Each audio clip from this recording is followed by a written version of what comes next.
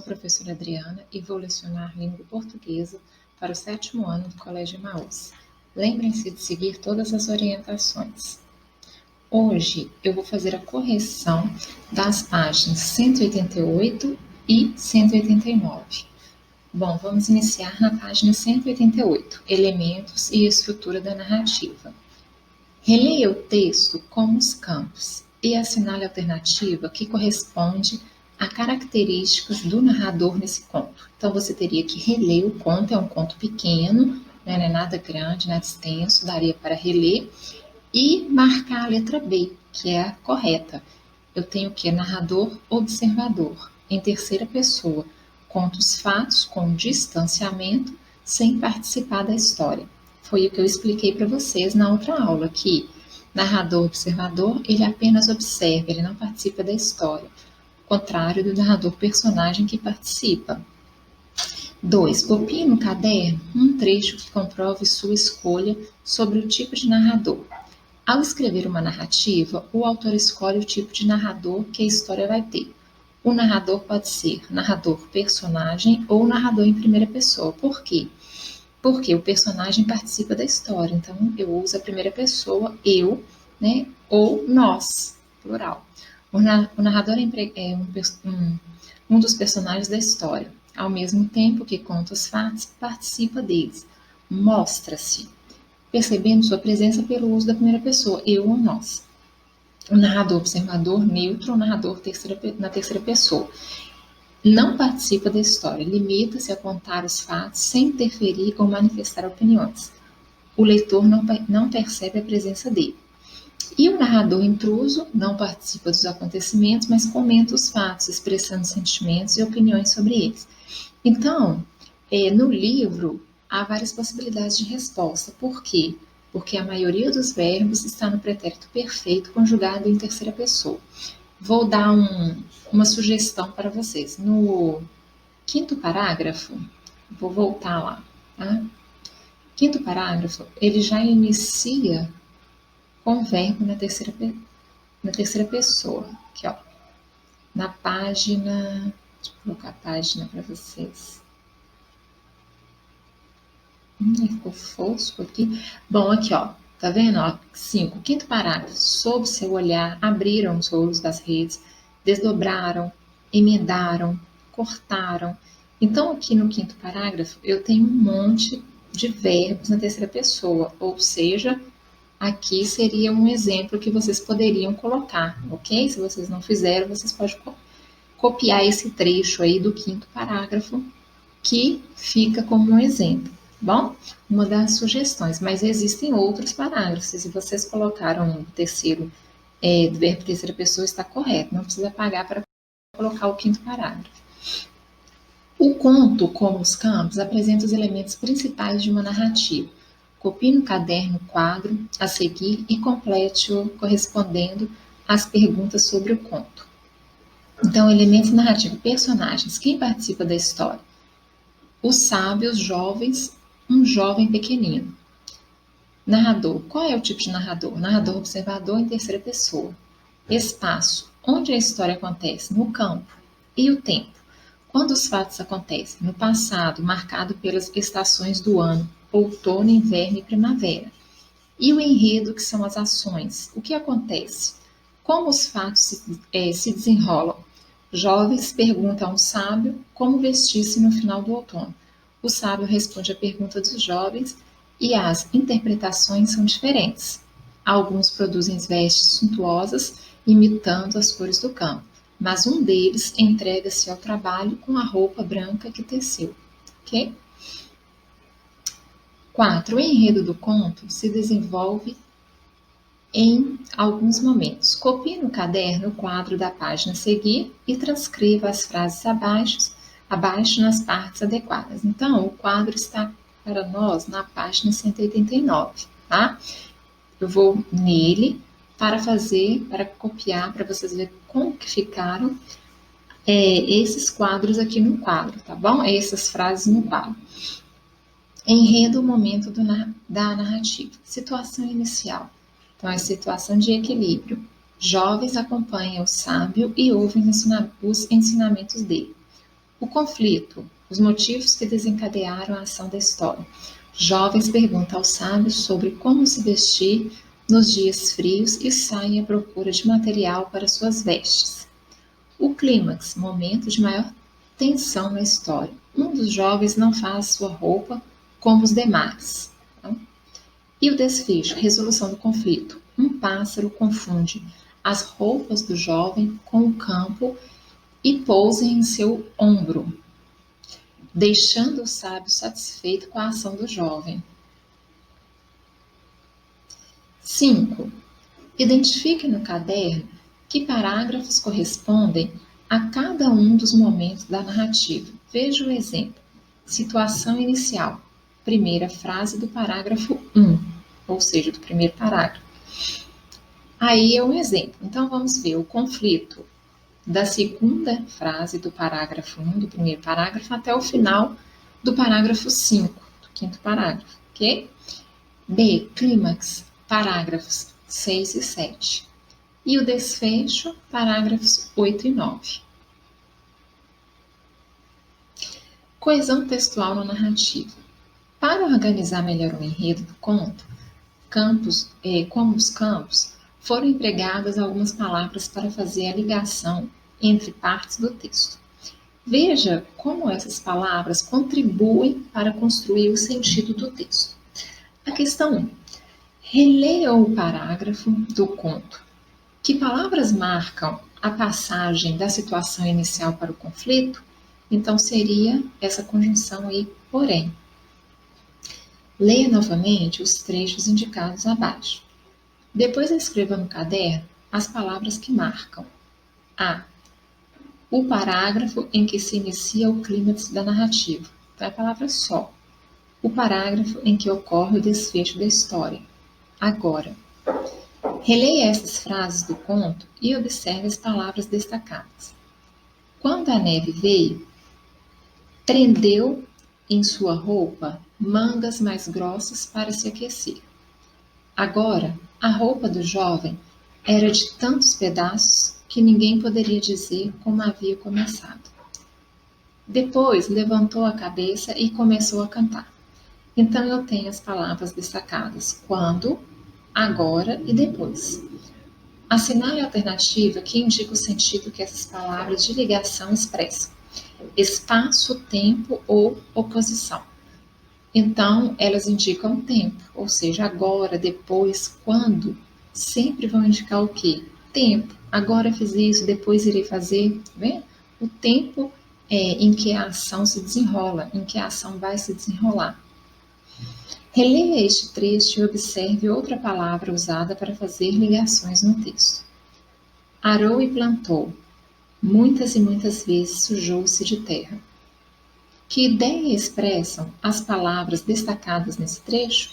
Espaço, adição ou tempo. Bom, nós já vimos em uma outra videoaula que o E vai dar o sentido de que, expressar o que? Ideia de adição, ok?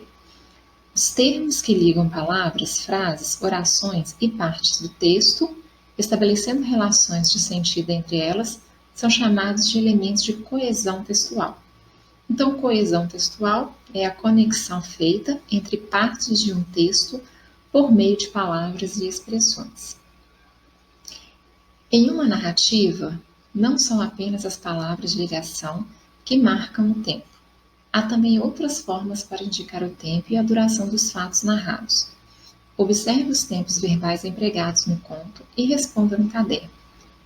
Qual é o tempo verbal predominante que indica quando acontecem os fatos? Dê exemplos. Então, é o pretérito perfeito, como nós vimos lá no quinto parágrafo, que eu dei exemplo, né? Então, tem aqui as sugestões de exemplo. Os jovens, então, subiram a uma colina e entremearam fios de ouro no amarelo. Então, ó, subiram e entremearam está o quê? No pretérito perfeito e na terceira pessoa do plural. Como é possível saber a duração dos fatos narrados nesse conto?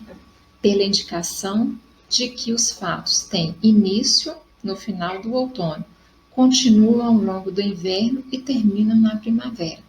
Ok? A página 190 traz esse quadro, a hora de organizar o que estudamos. Eu gostaria de fazê-lo com vocês, tá? Então, eu vou falando e vocês vão anotando, porque ele pede para copiar o esquema no caderno, substituindo os símbolos por uma das expressões do quadro. Então, teria que colocar a palavra narrador, imaginados, mais elaborada, pretérita e fantasia. Então, o conto maravilhoso. Na narrativa de fatos, imaginados, em que a realidade e fantasia se misturam. Então, vocês vão ter que colocar imaginados no lugar do quadrado, ok? Não esqueçam de anotar a página e fazer comigo. Intenção, finalidade, contar uma história que estimula a fantasia, a imaginação, o sonho. Então, vocês vão substituir o quadrado por fantasia. Linguagem e construção. Emprego de palavras para produzir efeitos de sentido relacionados à fantasia, ao imaginário. Linguagem que pode ser mais elaborada. Geralmente, há uso de verbos no pretérito, destacando ações no decorrer do tempo. Elementos da narrativa, ou seja, narrador, personagens, espaço, tempo e enredo. Momentos da narrativa, situação inicial, conflito, clímax e desfecho.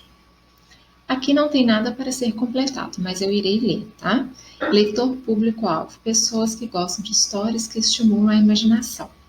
Então, eu gostaria que vocês fizessem o quadro no caderno e completassem de acordo com o que eu falei, de acordo com o que está escrito aqui, ok? Na página seguinte, da 191, vocês podem pular essa parte, né, que não tem como fazer em casa. E temos a página 192, que eu tenho uma questão que também eu gostaria de fazer com vocês, tá?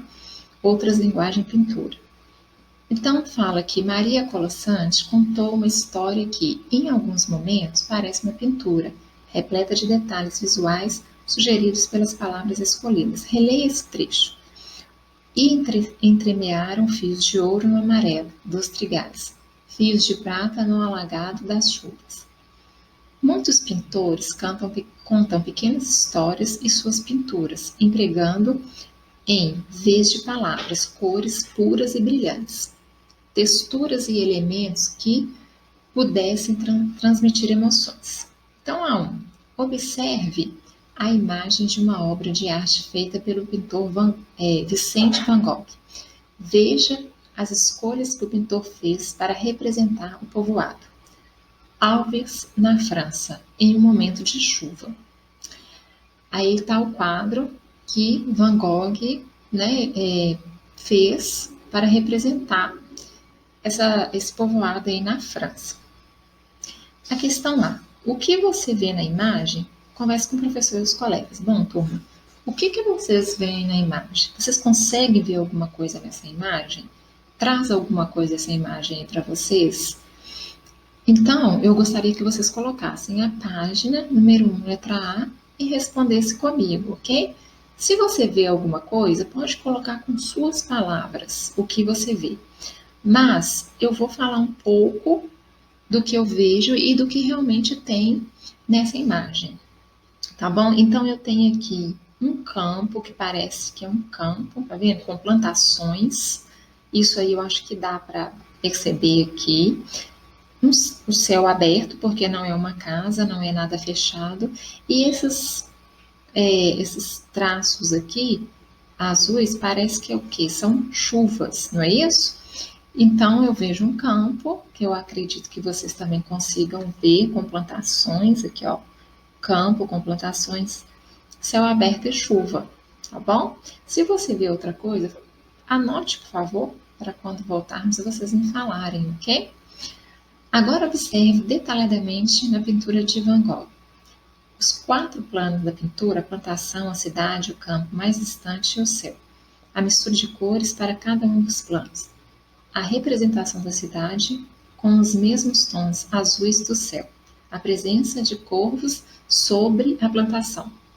As linhas diagonais que riscam toda a pintura, evidenciando a chuva que cai. Então, aqui ele já falou tudo que eu falei anteriormente, que o que dá para ver é o que dá para ver nessa pintura, né?